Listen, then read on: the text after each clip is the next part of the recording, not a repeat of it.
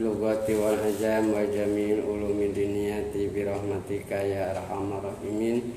Amin ya Allah ya rabbal alamin. Hadratul mukarramin wal mukarramat, Bapak hadirin ibu hadirat kaum muslimin muslimat rahimakumullah. Alhamdulillah, puja puji serta syukur marilah kita sama-sama panjatkan kehadirat Allah Subhanahu wa taala. Allah yang masih berikan kita uluran umur, Allah masih berikan kita kesempatan untuk dapat bersama-sama hadir melaksanakan sebagian dari kewajiban kita yang bertolak bil ilmi, yang nilai hukumnya fardu ain.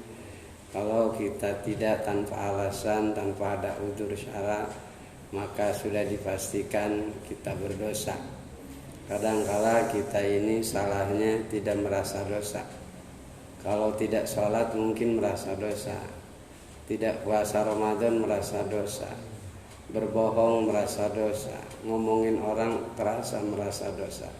Tapi ketika kita nggak hadir di pengajian, kadang nggak merasa dosa. Itu salahnya kita. Mestinya merasa dosa. Kalau merasa dosa harus bertobat. Ketika kita nggak hadir, setelahnya itu kita bertobat. Ya Allah, saya tidak hadir pengajian itu. Itu adalah merupakan sebagian dari kewajiban saya. Ampunkan saya. Pernah nggak kita nggak ngaji ini malam ini, paginya subuhnya kita tobat kepada Allah? Pernah nggak? Enggak kan? Nah, itu salahnya kita. Padahal nanti dihisab. Ayahnya. Astagfirullah Astagfirullahaladzim. Kenapa? Karena nanti ditanya sama Allah, lima taraktumul ibadah, kenapa ibadah itu engkau tinggalkan? Lalu kita jawab apa nanti? Sementara udzur syara pun tidak. Maka di sini harus merasa sebagai kewajiban dan harus merasa bersyukur kepada Allah ketika kita masih mampu hadir di tiap pengajian. Berarti kita melaksanakan sebagian dari kewajiban yang notabene wajib ain. Bahkan kewajiban ini di atas rata-rata kewajiban. Kenapa? Karena dalam sabda Nabi pun, talabul ilmi fardhatun. Menuntut ilmu itu amat sangat wajib. Pakai amat sangat wajib, kenapa? Karena pengaruh dari tak mubalaghah. Ya, di dalam faridah itu ada tak, dan di situ bukan tak tanis ternyata. Kenapa? Kalau itu dibilang tak tanis, dianggap tak tanis, irtifat, tidak sama dengan mubtadanya, tolabun. Ya, tolabun mestinya dengan faridatun, tapi fardun. Ya, tapi ini faridatun. Ini tak di sini tak menunjukkan betapa wajibnya, amat sangat wajib. Begitu artinya. Berarti ketika tidaknya juga amat sangat dosa. Tapi kadang-kadang merasa dosa pun tidak, padahal amat sangat dosa. Bahkan dalam Fawaidul Makkiyah kalau nggak ada salah, kalau nggak salah gitu saya pernah baca, afsakul fusak tarku ta'alum. Fasek-faseknya orang yang fasek itu orang yang meninggalkan ngaji, tidak ngaji. Itu paling faseknya fasek. Ngomongin orang fasek, korupsi fasek, tapi supernya fasek nggak ngaji. Karena permasalahannya di situ.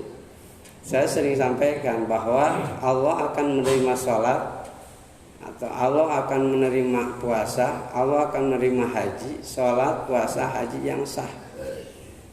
Kan begitu. Puasa, sholat, haji yang sah itu dipastikan sholat, haji, puasa yang disertai ilmunya. Ada syarat rukunnya di dalamnya. Istilah fikih ijtima'u syarti wa rukni. Ketika kumpul syarat dan rukun di suatu ibadah yang kita lakukan, maka dipastikan ibadah itu sah.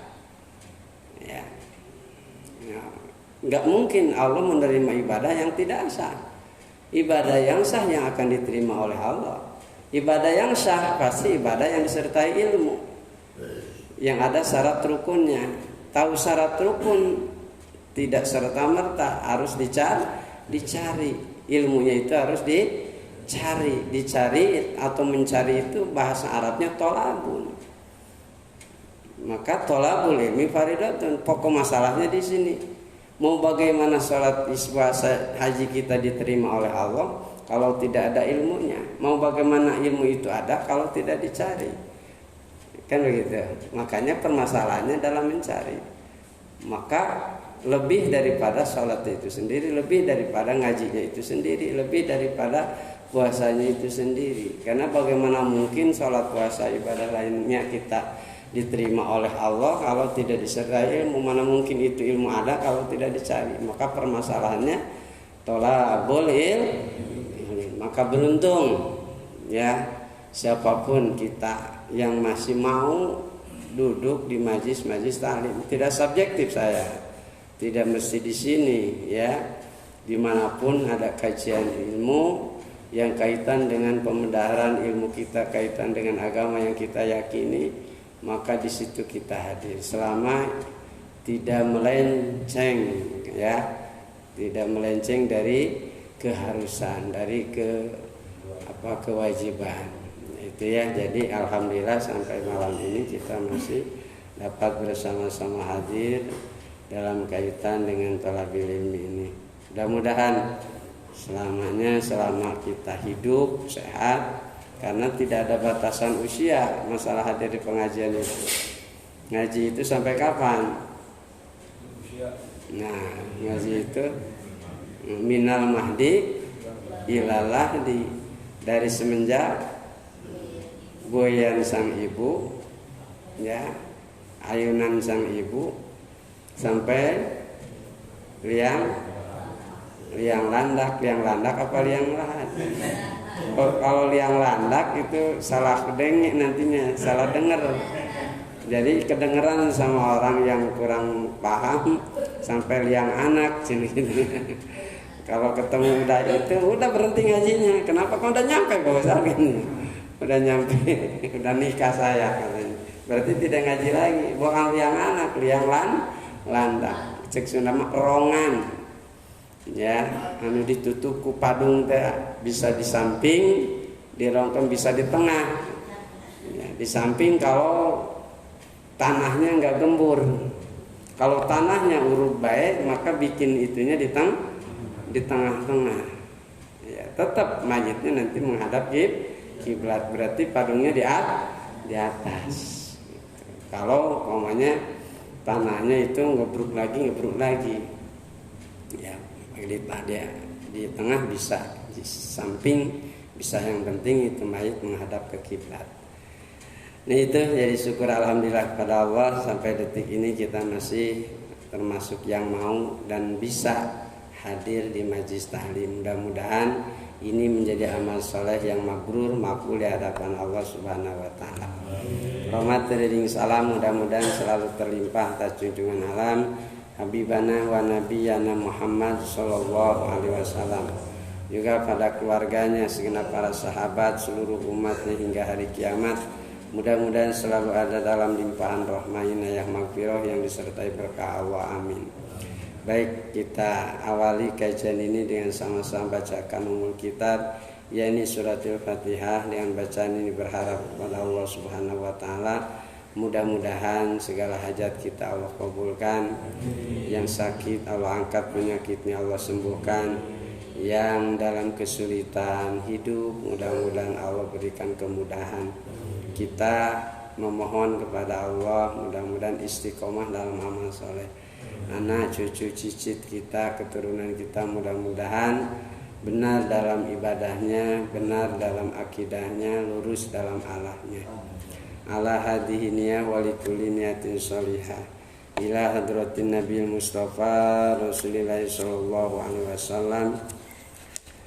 Nas'aluka wa tawassalna ilaika ya Allah bihaqi mujizati umil Qur'anil azim, yasir umurana wa kshif kurbatana waqdi hawaijana fatina su'alana wa wasi arzaqana wa baligh muradana wa antas biakullah mardona khususan ilal alim. Nafa'anallahu bi'ulumihi. Al-Fatihah. A'udzu billahi minasy syaithanir rajim. Bismillahirrahmanirrahim. Alhamdulillahi rabbil alamin. Ar-Rahman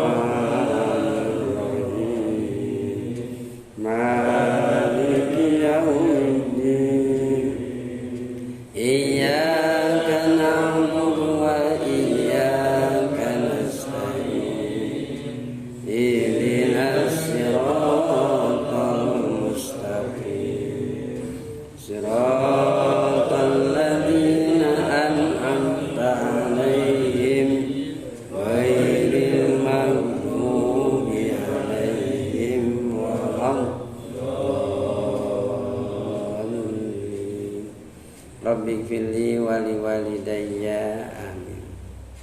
Wal maqalatu tasi'ah an Abdullah bin Amr bin As radhiyallahu anhuma. Ini hadis diriwayatkan dari Abdullah Amr bin As radhiyallahu anhuma an Abdullah wan Amrin. Begini bunyi hadisnya, khamsun man kunna fihi sa'ida fid dunya wal akhirah. Ada 5 yang apabila yang 5 ini ada pada seseorang, maka selamatlah dia di dunia, berbahagia kelak dia di akhirat. Sekali lagi, khamsun man kunna fihi sa'ida fid dunya wal akhirah.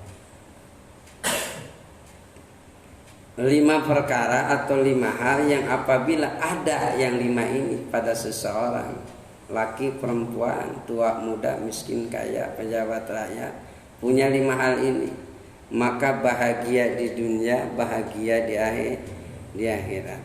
Apa yang 5 tersebut? Awaluha ayyadhkura la ilaha illallah Muhammadur Rasulullah waqtan ba'da waqtin. Yang pertama, mengucapkan la ilaha illallah Muhammadur Rasulullah waqtan ba'da waqtin, itu di setiap saat.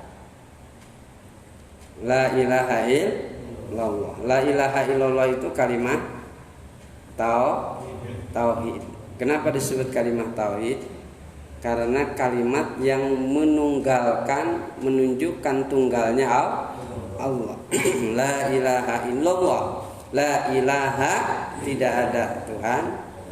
Lata, Ujak, Manat, Buddha, Hindu, Buddha, terus apa lagi, Manat dan seterusnya. Tidak ada Tuhan Yesus kecuali Allah. Nah, ini disebut kalimat tauhid karena mengkristalkan, menunggalkan, mewahidkan Allah yang disembah. Tidak ada Tuhan selain Allah. Maka daripada itu, kalau ada orang bilang begini, salah apa benar kira-kira? Tuhan kita sama Tuhan dia beda. Dia kan Nasrani, kita Islam. Tuhan kita sama Tuhan dia benar apa enggak, Bu? Kalau ada yang bilang begitu, Tuhan kita mah dengan Tuhan mereka atau beda? Kira-kira benar apa salah? Tergantung sih.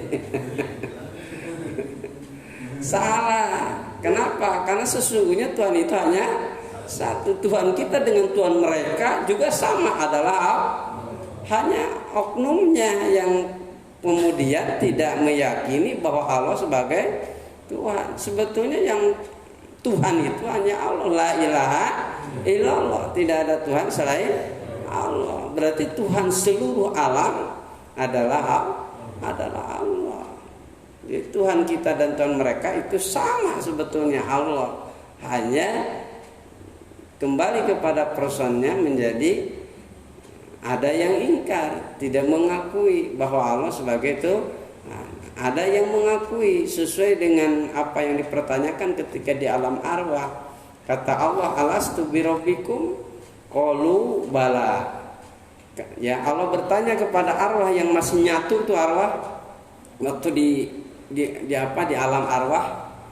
Fir'aun, Abu Jahal, Abu Lahab masih nyatu tuh, termasuk kita. Tanya sama Allah arwah semuanya, alastu birabbikum, apakah aku ini Tuhan kalian? Bukankah aku ini Tuhan kalian? Qalu bala, iya engkau adalah Tuhan kami. Semuanya ngaku. Cuman ketika sudah dipisah-pisah, ruh itu jadi ruh Fir'aun, jadi ruh Abu Jahal, jadi ruh Abu Lahab. Ya, maka disitulah ada pengingkaran. Sebetulnya Tuhannya sama Allah. Jadi kalau ada yang bilang Tuhan kita dengan Tuhan mereka beda, salah, kurang tepat. Karena sesungguhnya Tuhan kita dengan Tuhan mereka, Tuhan siapapun, Tuhan alam semesta adalah sama adalah Allah, karena kita yakini la ilaha illallah, tiada Tuhan yang wajib disembah kecuali Allah Subhanahu wa taala. Maka disebut kalimat tauhid. Ya, kalimat tauhid. Ada juga istilah untuk la ilaha illallah itu miftahul jannah, kunci surga. Ya, la ilaha illallah miftahul jannah. La ilaha illallah adalah kunci surga. Kenapa disebut kunci surga? Karena Rasul mengatakan, man kana akhiru kalamihi fid dunya la ilaha illallah dakhalal jannah. Barang siapa yang akhir ucapan di dunia la ilaha illallah, tidak mengatakan apa-apa lagi, akhir kata-katanya la ilaha illallah, terus mati, masuk surga kata Nabi. Berarti la ilaha illallah kunci surga, tiket untuk ke surga. Kenapa? Karena menandakan dia beriman kepada Allah. Jangan kata banyak iman, Pak, setitik iman aja berarti kok. Ya, yukhrajun nas minan nar law kana fi qalbi imanun walau min khardali. Nanti kelak di akhirat, orang yang masuk ke neraka akan diangkat oleh Allah, dialihkan ke surga selama dia ada setitik keimanan dalam hatinya. Ya, setitik keimanan, apalagi yang Pak, berarti ada iman kepada Allah. Maka iman inilah yang akan menjadi penyebab wasilah kita masuk ke dalam surganya Allah. Makanya iman ini kunci. Maka jaga, jangan sampai merosot apalagi hilang. Jaga iman di zaman seperti sekarang, ya, yang dimana rongrongannya begitu banyak mempengaruhi iman kita. Maka wajib menjaganya, mimma yufsiduhu wa mimma yuqati'uhu, dari setiap yang merusak, dari setiap yang memutuskan keimanan kita. Pelihara. Dengan apa cara memelihara iman? Tentunya tidak serta-merta. Ya, diantaranya dengan kaji agama yang kita yakini. Pelajari agama terus yang kita imani, yang kita yakini. Yaitu dengan cara hadir di majlis-majlis kajian Islam, hadir di majlis-majlis ilmu, pemedaran ilmu kita menjadi banyak, penguasaan ilmu juga kita menjadi mumpuni, maka itu akan mempertebal keimanan, keyakinan kita. Di antaranya menjaga keimanan itu seperti ini. Kita ini hadir di pengajian ini seolah-olah sedang ngecas iman kita, Pak. Sedang ngecas iman kita. Dicas. Makanya perlu minimal seminggu sekali cas tuh iman, hadir tuh di pengajian. Karena yang namanya di pengajian pasti yang dibahas surga, neraka, siksaan, ganjaran, Allah, Rasulnya, para malaikat, alam gaib, itu yang akan dibahas. Maka akan mempertebal tentang keimanan, keyakinan kita. Maka salah satu untuk mengecas keimanan kita supaya tidak ngedrop, hadirlah di pengajian. Maka guru-guru kita bawel, para ustaz cerewet, para kiai tidak berhenti terus mengajar karena sayangnya kepada umat. Jangan sampai lemah imannya, ya, jangan sampai merosot keyakinannya, karena ini kewajiban kita menjaga. Kalau HP tidak dicas, baterainya nyala apa mati? Bisa digunakan apa enggak? Apa bedanya kita juga, hati kita enggak pernah dicas, iman kita enggak pernah dicas. Ya, itu lambat laun akan mati, melempem mati. Atau dicas mau tapi enggak beraturan, sadaek-daek ngecasna. Baterainya kumatan kayak ngedrop. Dilihat penuh, dipakai nelpon sekali habis. Nah, itu gara-gara ngecasnya juga enggak bener. Sekali nongol di pengajian, setahun nongol deh. Nah, itu ngecasnya jadi ngedrop, Pak. Sekali ngaji 3 minggu henteu. Ya, 1 bulan ngaji, 8 bulan henteu. Sakapan-pan ngaji di mana wae daekna. Yang tidak jelas, ayo ikut juga. Akhirnya ngedrop lah. Makanya harus beratur, ngecasnya beraturan, ya. Jangan tidak beraturan kayak HP. Itu jadi ngedrop, apalagi tidak dicas-cas itu jadi mati total, nggak bisa kita gunain HP-nya. Iman juga sama. Sementara iman kita itu iman yazidu wa yanqus. Iman kita ini iman kadang nambah, kadang kurang. Kadang nambah, kan iman itu ada yazid wa yanqus. Ada iman yazidu, selalu nambah terus. Sehingga akhir hayatnya itu di puncak keimanannya. Ada yang selalu kurang terus merosot, sehingga di akhir hayatnya, akhir hidupnya itu di puncak, di titik paling rendah keimanan, bahkan mungkin bisa hilang imannya. Ada yang kadang nambah, kadang kurang. Ini awamun nas, umumnya manusia begitu, termasuk kita. Kadang naik, kadang kurang. Mungkin naik, masya Allah, jam 3 udah bangun, ya. 1/4 jam lagi ke azan sudah itikaf di mushola di masjid. Ya, iman kita naik, masya Allah, ibu-ibu melayani suami maksimal, sabar, kurang sabar. Giliran merosot gimana? Salat duhur jam 2:30. Kadang-kadang di penghujung waktu, ya, suami ngantep, ya, suami galak ke pemajikan anak, di segala rupa Nah itu lagi iman merosot. Nah itu kita dirasa jujur kalau iman kita agak naik itu lagi seneng, lagi banyak duit, lagi banyak materi atau lagi kurang, lagi sehat apa lagi sakit. Kalau iman kita lagi naik nih, lagi sakit apa lagi sehat? Bingung. Kalau lagi sakit mending sakit terus satu iman kita biar naik terus. Kadang-kadang kan kita ini karena peribahasa Jawa bagjalali lara eling itu lara hati melagu judul gitu. Bagjalali lara eling, lagi bagja kita lali, merasa nggak butuh sama kawan, nggak butuh sama teman, nggak butuh kami toha gitu, nggak rasa butuh kepengaruhannya ke Allah, kepada Allah tidak merasa butuh. Ini bagja lali, duitnya banyak, mobil mewah, rumah megah, sawah lega, naon deui aing teh butuh ka Allah, teu kudu sujud tunggang tongeng. Sebenarnya kayak gitu, eta mah anu karere sujud mah urang mah sagala aya. Nah bagja lara eling mentok we, perusahaannya gulung tikar, utangnya banyak, sakit, gula, makannya nggak boleh, nasi.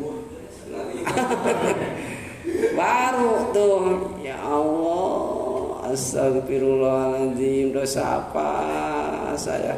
Masih nanya dosa apa, kata Allah. Dosa apa tuh gua gini-gini amat. Masih nanya dosa apa? Masya Allah, kita astagfirullah.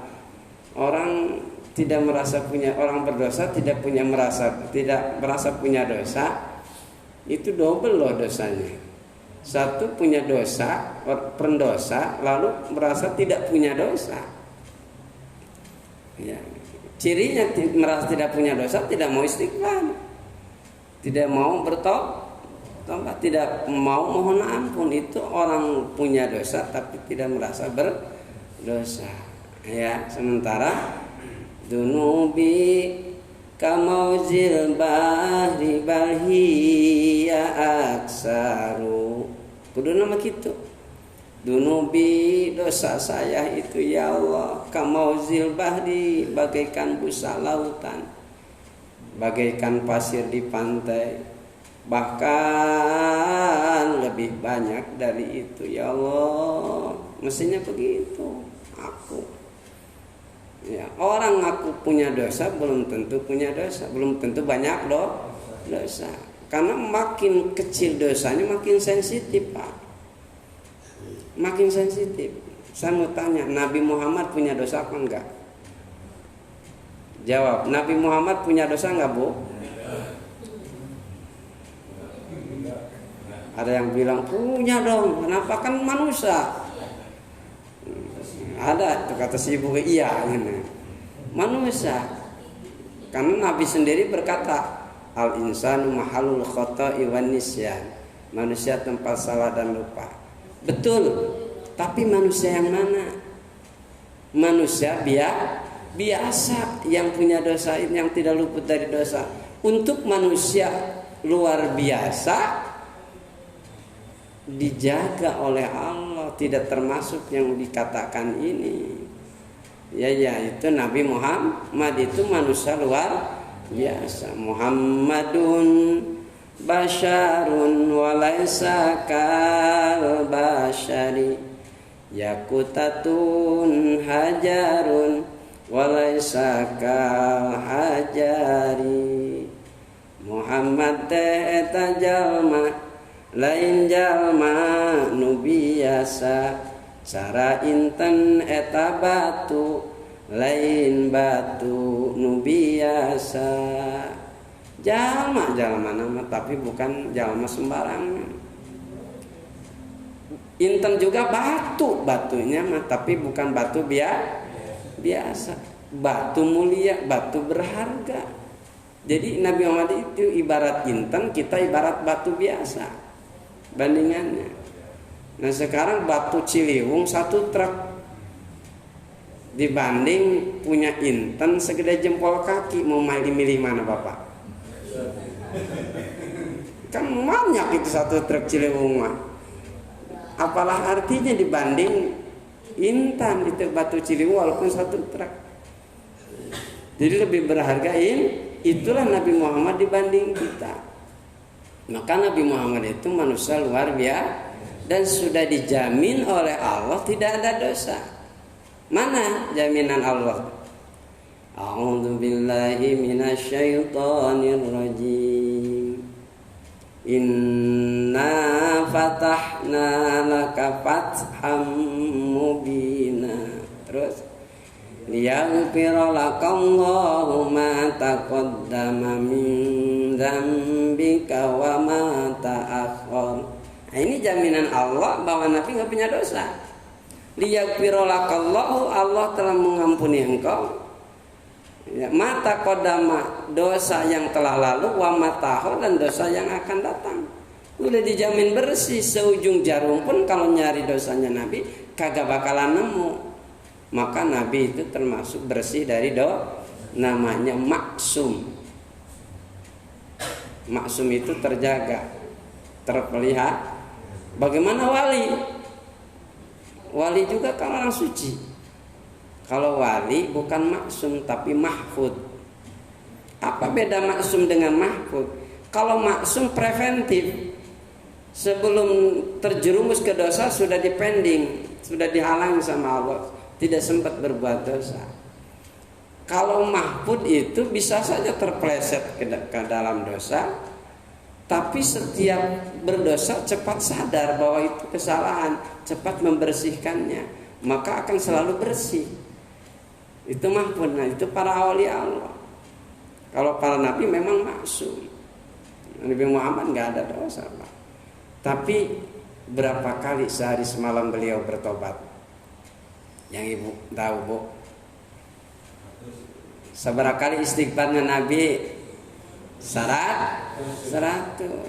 Kata Nabi, tubu ilallah fa inni atubu ilaihi kulla yaumin mi'ata marrah. Bertobatlah kalian kepada Allah dan aku ini setiap hari bertobat kepada Allah 100 kali. 100 kali mohon ampun. Orang yang tidak punya dosa tapi mohon ampun. Malu gak kita? Yang notabene tiap hari kita berdosa, gelimang dosa. Dosa orang mah karek muka panto ge panon geus maksiat. Benar enggak? Baru buka pintu mata udah maksiat. Wah, geus lihat warat orang. Benar enggak? Kuping dari pagi sampai siang, siang hingga petang, petang hingga malam, malam pagi maksiat nih kuping kita. Yang mesti nggak didengar kedenger mulu. Mata kita, kuping kita, lisan kita belum dosa dengan keluarga, dosa dengan tetangga, dosa dengan saudara, dosa dengan gurunya, dosa dengan mertua, dosa loba banget dah. Dosa mahdoh, dosa goer mahdoh. Dosa mahdoh itu langsung kepada Allah seperti nggak ngaji itu mahdoh, nggak sholat mahdoh. Ya, kalau ngomongin tetangga itu goer mahdoh. Ya, gibah itu goer mahdoh, gasab itu goer mahdoh. Dosa yang kepada Allah hakikatnya, tapi ngelingker dulu kepada makhluknya Allah dosanya. Kepada orang, kepada binatang, kita mah dosa sama binatang ya. Suka berdosa sama binatang. Sok gara ka ucing. Orang rek dahar, ucing nongol, mau sapu buru-buru. Berarti kita kok beleguk sia keluar. Kita kalau cek kucing kenaon dosa saya merek lewat tungkul ya digebuk diberen teh mending aing dibere lauk masa potong hulu-huluna teh bere tah dahar kumane geus sawargeun karak takol ku sapu beletuk cek kucing teh alhamdulillah. Nah alhamdulillah nah. Walaupun digebuk aing geus dahar lauk sapotong ieu mah diberen teh dijingjing heueuh ceburkeun ka balong. Diberen teh gagang sapu ditakolkeun beletuk cek kucing geus tunjung jelema teh. Aing dosa henteu naon teh ngebug heueuh doraka sia kain. Ya, aing ya dijepet ku panto kucing coba. Di karengkod sukuna. Pas ibadah haji kacepet ku besi behal di pasar Kornes. Atau di pasar Seng, pasar Seng, pasar Jakfaria ngaranna. Dulu mah pasar Seng, Jakfaria, pusat perbelanjaan di situ. Pada bisa bahasa Indonesia lah, murah. Ayo murah. Orang-orang pada belajar, kenapa? Karena mayoritas yang belanja orang Indonesia. Orang Indonesia senang belanja, haji belanja. Di situnya kajepet airnya kunam. Kaki ini cerita saya punya jamaah punya temen. Pas mau ke pasar. Di jalan ada behel di salah-salah gedung itu.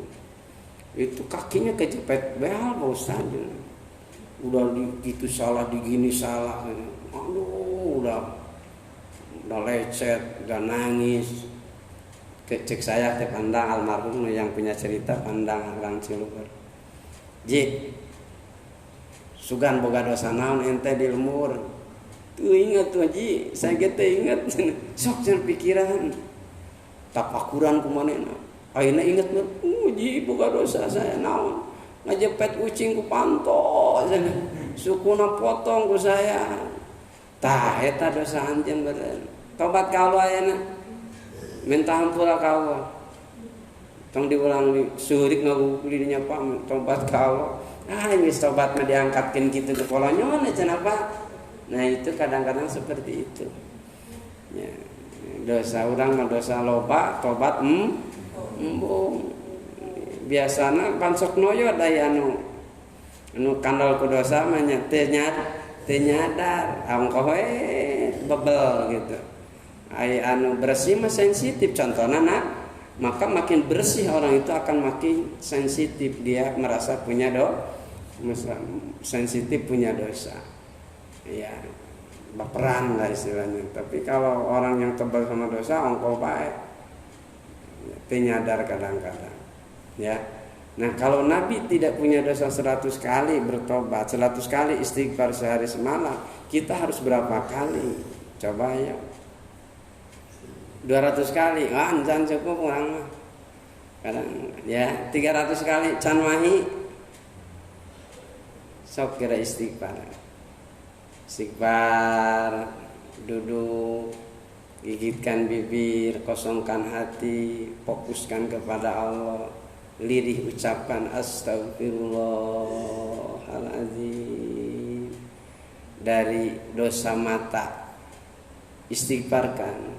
Ya Allah, mata saya ini seringkali memandang yang tidak layak aku pandang. Ya Allah, astagfirullahaladzim.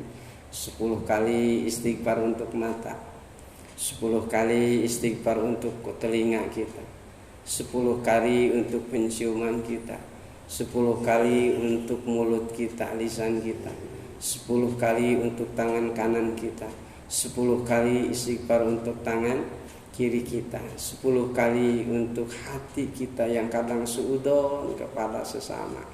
Istighfarkan hati kita. Terus kelamin kita, istighfarkan itu alat kelamin kita. Ya Allah, astagfirullahaladzim.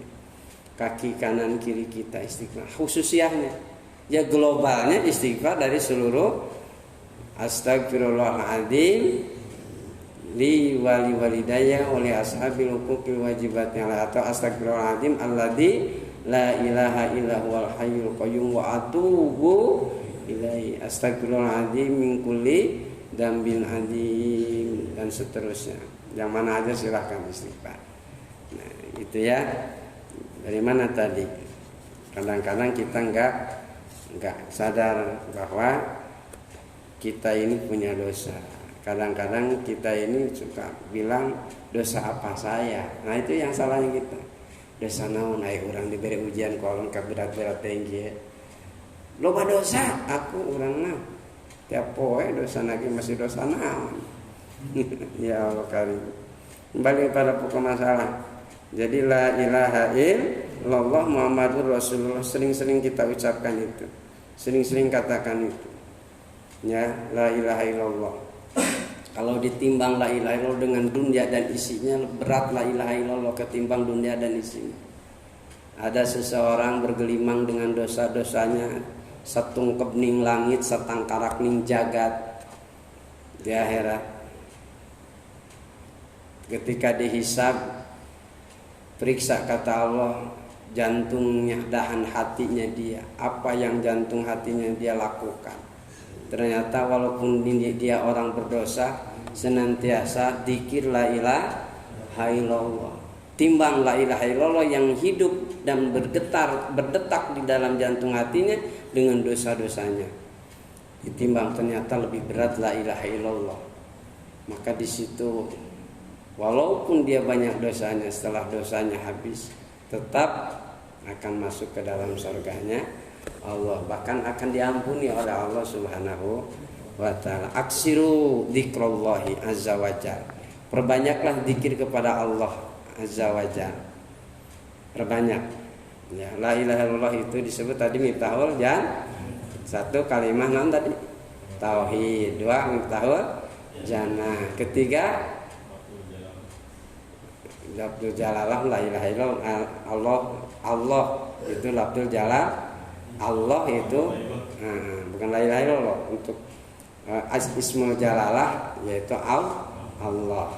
Allah itu ismul jalalah. Seabdal-abdalna asma Allah adalah Allah. Nah, itu kaitannya dengan situ. Alat dikrul, alat dikril, alatu dikri. La ilaha illallah itu yang ketiga bisa disebut alat tiga ya. Bisa disebut alat dikir, alat untuk mengingat Allah. Bahkan fa'lam annahu afdaluz zikri, fa'lam annahu, sebaik-baiknya alat dikir, maka ketahuilah la ilaha illallah. Dari sekian alat dikir untuk mengingat Allah, yang paling utama, paling mujarab, paling manjur, paling hebat adalah la ilaha illallah. Alat zikir itu banyak, Pak. Ketika terang bulan tanggal 14 bulan purnama, kita duduk di ketinggian, katakan duduk di at-ta'awun, di puncak pas. Coba silahkan pandangin mata ke arah barat, lihat lampu-lampu menghiasi Bogor. Ya, pandangin kanan kiri, depan belakang, ternyata kabut-kabut menyelimuti pohon-pohon teh. Pandangin ke atas rembulan yang begitu terang nyata. Ya Allah, itu rembulan terangnya seman segitu, tapi terangnya kemana-mana. Ya Allah, itu rembulan ngagantung tadi talian, ayat talina teh. Ngagantung tadi talian, bulet tadi wangkuan. Ya, siapa yang punya cipta? Allahu Akbar. Allah yang maha agung, yang Kau maha pencipta ya Allah. Indah Kau ciptakan rembulan. Jadi alat mengingat alat zikir. Ketika kita ke pantai lautan, apalagi pantai selatan yang ombaknya luar biasa, ke Pangandaran, angin begitu kencangnya, ombak segede-gede gunung Salak, kayak daging boleh nyesep gitu ya, kelihatan begitu ya. Allahu Akbar, subhanallah, sejauh mata memandang, seringan tangan bergoyang. Mata kita memandang ke depan, nun jauh ke sana, lautan tanpa ujung.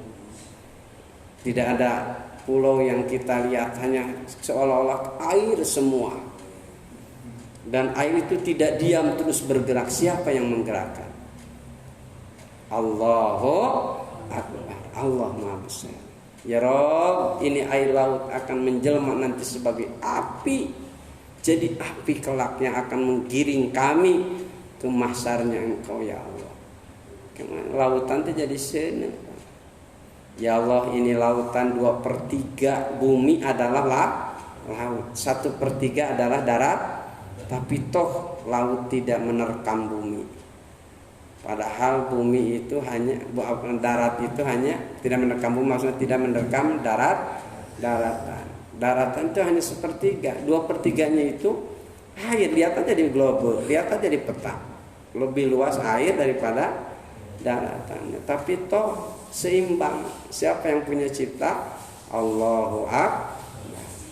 Satu pagi kita nurunin ayam yang baru menetes. Ya, pisahkan tuh anak-anaknya, ada yang cacing calang, ada yang menetes. Itu banyak binatang yang kecil-kecil putih, namanya apa? Sieun atau mereki Gusti ngagung ieu sieun. Banyak kecil-kecil, coba tafakurin. Ini binatang sekecil ini ada organ tubuhnya. Di dalam perutnya ada ususnya, berapa inci ususnya. Ada makanan yang masuk, di mana tempat nyimpen makannya, bagaimana cara berkembang biaknya.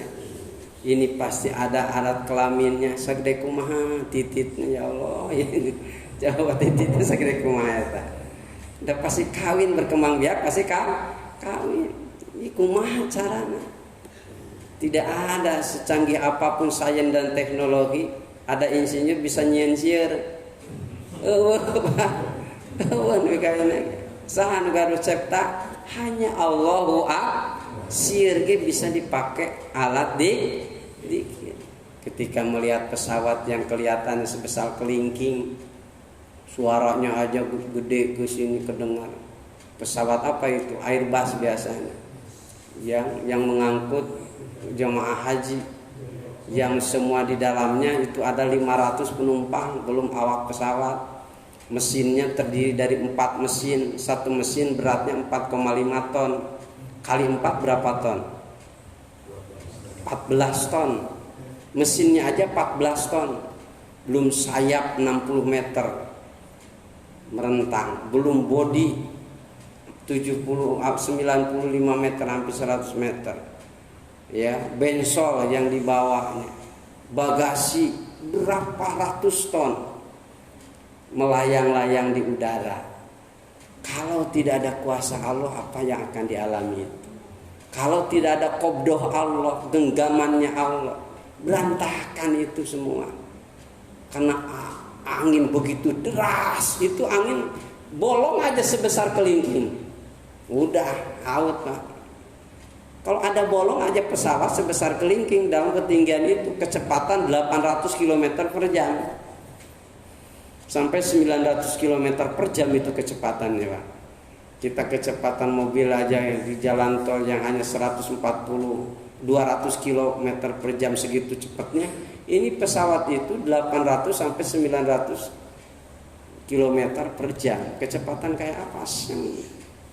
Ya, kalau bocor aja sebesar ini, ketika duduk di samping yang saya lihat Pak, lihat sayap pesawat aplek, itu kayaknya teh jangan mau maletoy ya tanya. Kalau mulai udahan kata saya, udah Di situ terasa kecilnya kita. Gusti leutik abdi sadaya teh geuning taya nanaonna Gusti dibandingkan alam sakieu luasna. Lihat ke atas ternyata biru, ke bawah juga biru. Enggak ada kelihatan daratan karena ketinggiannya sekitar 70.000 kaki. 70.000 kaki itu 35 km dari permukaan laut. Makanya sudah tidak terlihat daratan lagi. Itu juga bisa dipakai alat dzikir kepada Allah. Allahu Akbar, Allah Maha Besar. Hanya afdhalul dzikri, sebaik-baiknya alat dzikir dari itu semua la ilaha illallah. Maka ucapan itu 4 ya. Kalimat thayyibah ya. Yang kelima kalimat thayyibah. Kalimat ucapan thayyibah itu yang baik, ucapan yang baik. Jadi ada 5 sebutan untuk la ilaha illallah. 1 kalimat tauhid, 2 miftahul jannah, 3 alat dzikir, 4 kalimat tahlil bade ka mana? Bade tahlilan, berarti bade maca la ilaha illallah. Itu lamun nyebut tahlilan la ilaha illallah tadi dibaca atuh sumbang. Jadi orang anti tahlil berarti anti la ilaha illallah, mau ke surga sente gitu. Ya. Kalimat thayyibah. Wallahu alam bishawab. Ya. Ada pertanyaan sekitar ini. Jadi baru 1 ya Pak ya. Kata Nabi 5 perkara barang siapa yang memiliki yang 5 ini ya, apa kata Nabi? Maka akan bahagia di dunia, bahagia di akhirat. Yang pertama la ilaha illallah. Ayat la ilaha illallah Muhammadur Rasulullah waqtan ba'da waqtin, sering-sering mengucapkan, mengatakan, menuturkan la ilaha illallah di tiap waktunya. La ilaha illallah Muhammadur Rasulullah. 4 lagi insyaallah kita kaji di pertemuan akan datang. Mudah-mudahan yang saya sampaikan bermanfaat. Maaf kalau terjadi kekeliruan dan kesalahan. Mudah-mudahan panjang umur, sehat, dan kita bisa hadir di kemudian hari lagi. Amin ya Allah ya Rabbal alamin. Bismillahirrahmanirrahim. Nafa'anillahu ma sya'alani. Subhanakallahumma wa bihamdika asyhadu an la ilaha illa anta astaghfiruka wa atubu ilaik. Walhamdulillahirabbil alamin. Assalamualaikum warahmatullahi wabarakatuh.